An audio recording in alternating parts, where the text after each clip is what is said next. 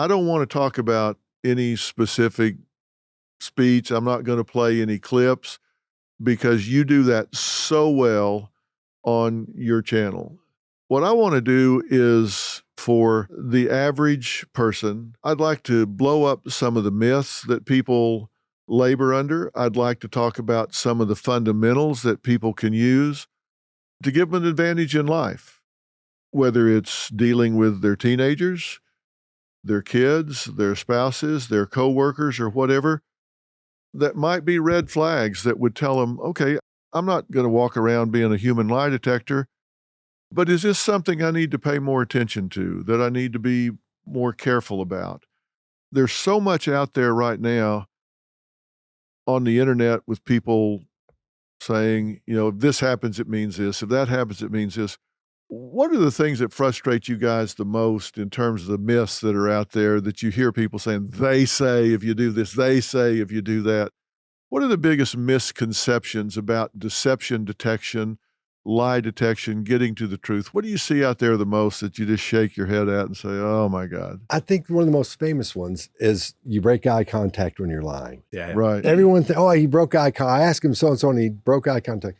Well, the thing about that, the truth is, the liar knows that you're probably most likely under the impression that breaking eye contact means they're lying. So right out of the gate, they're going to try to lock eyes with you even more. And that's one of the first things we all look for and talk about. It's how they look at you, and the blink rate goes low because their brain wants to make sure you believe them. And if you don't believe them, they start adding what we call qualifiers. So there's that pause where you ask them, you can ask a question and just wait. And they answer it, and then you just wait. And if they're a little nervous, they'll start adding the qualifiers to them. So that's one of the biggies. If I pile on to something he just said, we all think that when somebody breaks eye contact, they're lying. But while every person that's listening to us right now should do this, try to think of 5 words from your favorite song. Now, what happened? Your eyes are moving around in your head as you try to think of that. Well, if you ask me a question that requires me to think and I move my eyes around because I'm looking for information, that's a good sign that I'm digging for information, not that I'm lying. But people have been so taught that one myth that it's probably the most destructive of all. Okay, so when people break eye contact, they're not hiding. That doesn't mean that they're escaping your gaze, right, that they're hiding. So what does it mean? They're thinking. If you were to ask me, if I would ask you, what's 200,000 minus 4 plus 3 times 18? And you went, let me see, 1 for 200,000, and you kept looking at it, it'd be weird because we go, geez, I don't know. I mean, that's tough. You have to think, you have to break away and think about it for a minute. Not that you necessarily go here every time and it means you're thinking, or there every time it means something else, but you'll break eye contact and look around, then come back to them. Well, there are patterns to eye movement that are discernible by individual. Yeah. And that's what one big thing that I would say is that instead of being in the business of lie detection, I think people who want to learn about this, and hopefully everybody does, because if you deal with humans, then this stuff is impactful for people. So instead of being a lie detector, be a change detector. I look for how a person normally acts, and I'm going to look for changes from that normal behavior. And I think that's really important. If you're in sales, you're a leader, you're a parent, and seeing changes in these small baselines is bigger and better than anything else I think that a person could learn. And I think you've got to think about how you've been educated by the world around you to think about people. So we often say, well, they were shifty. They were shifting around in their chair, or their eyes were shifting around. And we've got this kind of what we call priming, this primary idea that if somebody moves around with their eyes or their body, they must be being deceitful. That we know that's not true, but society kind of tells us it should be. So sometimes we've got to look at the situation, stand back from it, and kind of go, what do I think today, rather than what does history tell me about behavior? All right, so number 1 is eye contact. Number 2 is this whole preconceived notion about shiftiness and all, when in fact what you've got to do is get a baseline on the person. You can't really tell unless you're looking for change. And you don't know if it's a change unless you know change from what. So you can't read somebody if you don't know what's normal for them. And you just opened a whole box when you say that, because now you're getting into 2 schools of body language. The absolutist, that when I scratch my nose, it means X, or when I blink my right eye, it means X. And then the baseliners who say, what does that mean? Why did that person change that? And then you Have they been dig. doing that? Right.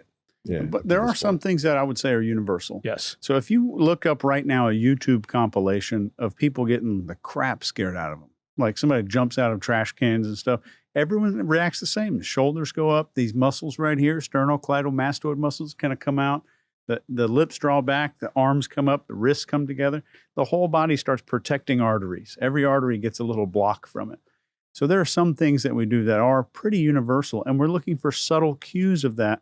And when does that little fear behavior happen? Does it happen when a person's just talking about something they're scared of? Or does it happen when they're saying, no, I'm not scared of that, or I didn't do the crime, or I didn't do something? So those are important to look at. You know, I do body language reading a bit like you surf the internet. You know, it's a general kind of world, but every now and again you come across something and you go, what's that?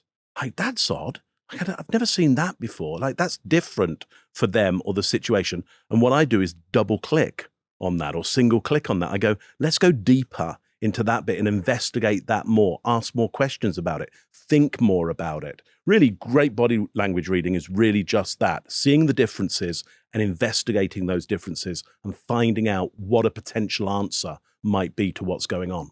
And I think the one universal that you can't overstate is just fight or flight. We all know something's frightened you, something has angered you. That changes something, and it changes the way we speak, the cadence at which we speak, our choice of words maybe, changes how we move because we get glitchy. We move, our blink rates may increase. So there are a ton of things you can learn. If you're sitting thinking, hey, how do I know when I've upset somebody? A blink rate's a good indicator. That's one of those things where your body's going, okay, something's up, and it starts to blink.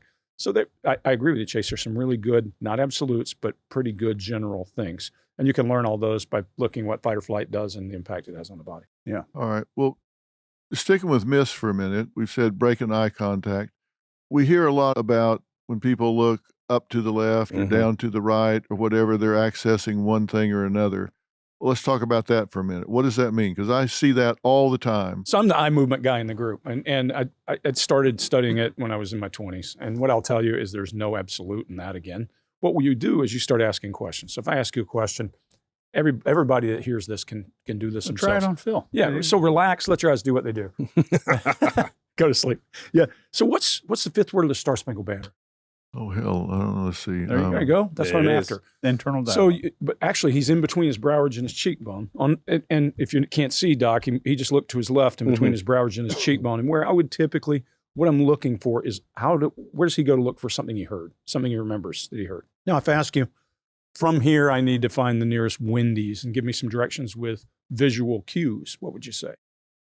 I don't go to Wendy's, so I don't know. Well, okay, to the nearest Harley Davidson store. Yeah, okay. Yeah, I know where that is. Yeah, so what you do when you ask that question, and you're asking, by the way, a single sense channel question. You can't ask about a concert, like if you talk about your son's concert, because there's too much stuff going on. There's visual, there's auditory, there's feelings, there's all that. But when you ask a question that's single sensory, hey, tell me about where the nearest Wendy's is and I need some landmarks, the person has to rifle through their brain to get that information. And so you develop a pattern in their brain for where they're going with their eyes. Now, if you don't know how to ask those questions, you can't get the right answers. Because if you're polluting your questions and making them not single sensory channel, it's difficult. But if you get it down to where you're asking good, clear questions, there's a discernible pattern. We watched a woman on your show today. Boom, boom, boom. Every time you'd ask her a visual question, her eyes would go above her brow ridge and to her left. When you ask her a question that forced her to answer, also a young man on the show talking about a murder, when you were talking to him and you ask him a question that he had to think of the answer, his eyes would go off to his right versus his left. So what we're not looking for is up left means lying, up right means truth. We're looking for where does this person go for a memory? And then I'm going to ask them a question. And when they should go back to that same spot and they go somewhere else, I'm going to go, why did that happen? And I'm going to dig in. There are two close to absolutes there.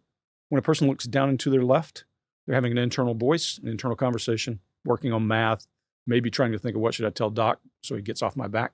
And then down and to the right, which we associate with emotion. And you can see people who are emotional's head tilting down to their right, that kind of thing.